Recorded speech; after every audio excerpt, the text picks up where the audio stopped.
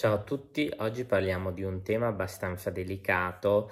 che è l'eutanasia. In questo video cercherò di spiegarvi dal punto di vista di noi medici veterinari che cos'è l'eutanasia, ma cercherò chiaramente di spiegarvi anche quando si può richiedere l'eutanasia per il proprio animale,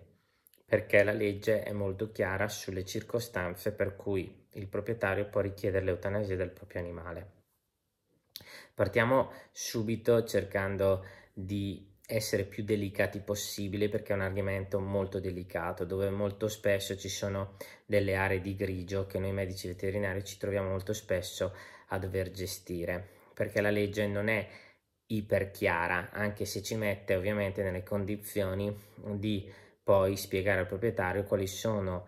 determinate condizioni per cui noi possiamo eseguire un'eutanasia. Parto subito con lo spiegarvi la difficoltà maggiore che noi medici veterinari ci troviamo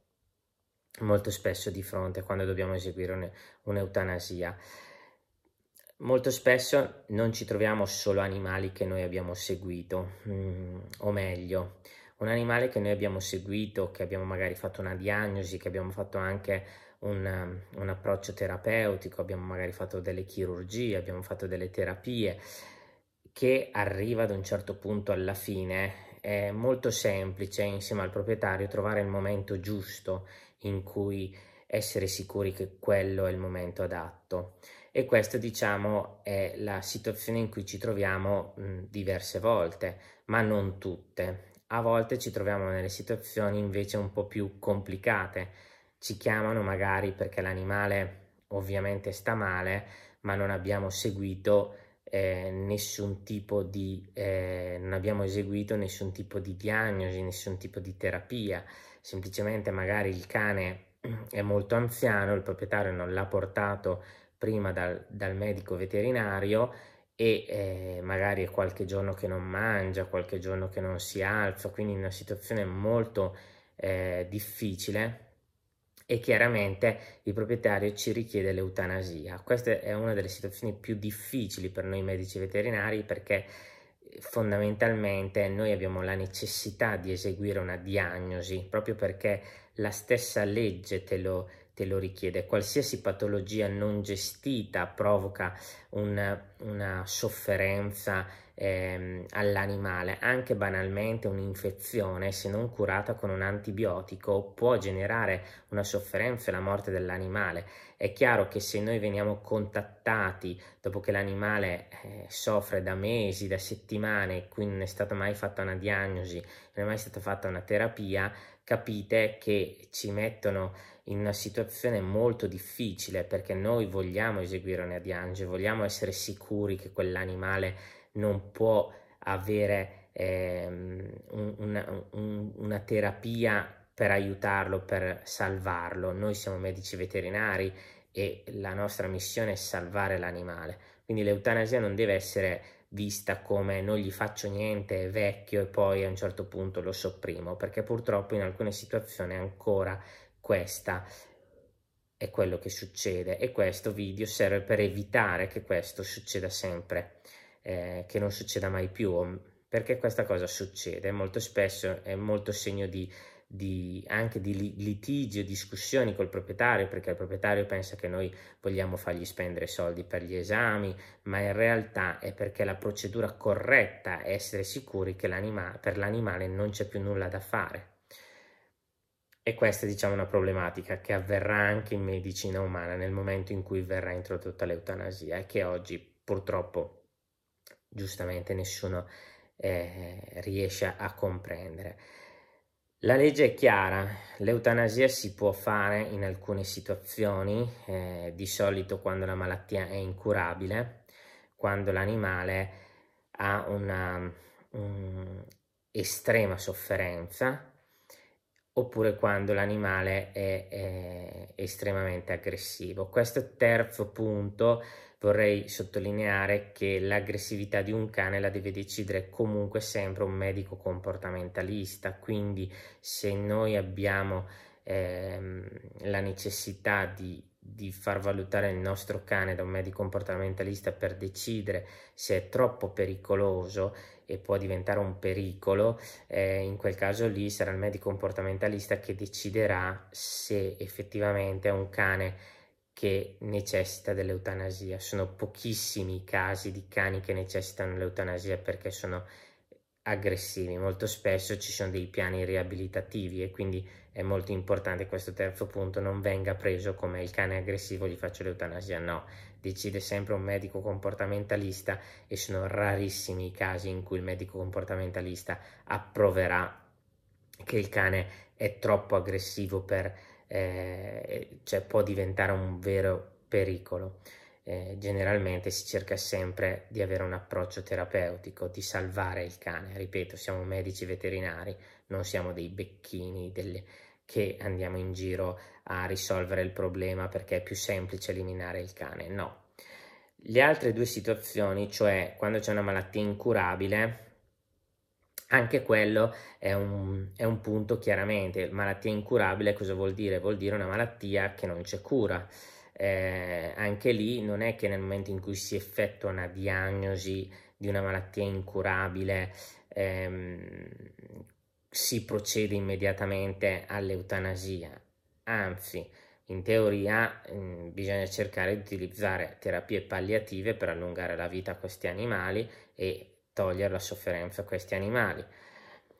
L'altra opzione che abbiamo, la seconda, che è quella di un animale estremamente in sofferenza, e quello è quello che molto spesso ci succede e che nella maggior parte dei casi abbiamo, ripeto, gestito il caso dall'inizio alla fine e quindi insieme al proprietario capiamo che abbiamo fatto di tutto e di più e chiaramente è ora di togliere la sofferenza all'animale, si procede con l'eutanasia.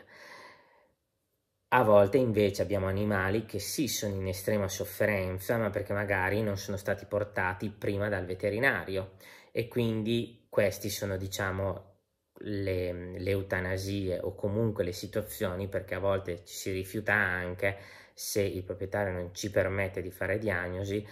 Queste sono le situazioni borderline dove noi non vogliamo trovarci come categoria perché fondamentalmente sono quelle più difficili, più complicate, più anche sofferenti dal punto di vista umano e emotivo, perché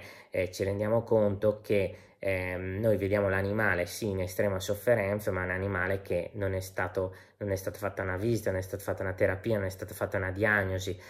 e molto spesso sembra quasi che per colpa nostra il cane soffre, no, la colpa è di chi non l'ha portato ovviamente prima a farcelo vedere e a cercare di aiutarlo prima. Quindi in questo video vorrei soffermarmi proprio su questo punto perché molto spesso non si dice, ma noi ci troviamo in queste situazioni, ci troviamo nella situazione di un animale che magari il veterinario non lo vede da anni, magari è vecchio e magari è in estrema sofferenza, ma in 2 minuti noi, in 2 secondi noi dobbiamo decidere le sorti di questo animale e non è corretto nei confronti né del cane né di noi medici veterinari. La procedura dell'eutanasia poi si svolge fondamentalmente eseguendo ovviamente un piano di premedicazione, poi un piano si fa un'anestesia in modo che, come se si facesse un intervento chirurgico, in modo che il cane non sente assolutamente nulla e poi si procede con un farmaco che blocca il cuore. Ripeto, questo è un video che ho voluto fare, che mi sento di fare perché non mi piacciono quelle situazioni borderline in cui io e altri colleghi ci troviamo, non dico quotidianamente, fortunatamente almeno nella nostra struttura, perché abbiamo molti proprietari bravi che ci fanno gestire i loro animali dall'inizio alla fine, sono molto attenti, scrupolosi, però succede, quella volta che ti succede, anche se ti succede una volta all'anno, una volta ogni 2 anni, è la cosa che ti fa veramente più male di questo lavoro. Quindi ci tengo con questo video a fare educazione soprattutto sui proprietari, non perché il cane è vecchio, aspettare, fatelo vedere, fatelo visitare, magari c'è la possibilità di dare dei farmaci, almeno il veterinario lo segue, almeno il veterinario capisce quando è il momento che non ce n'è più e quindi procede con l'eutanasia.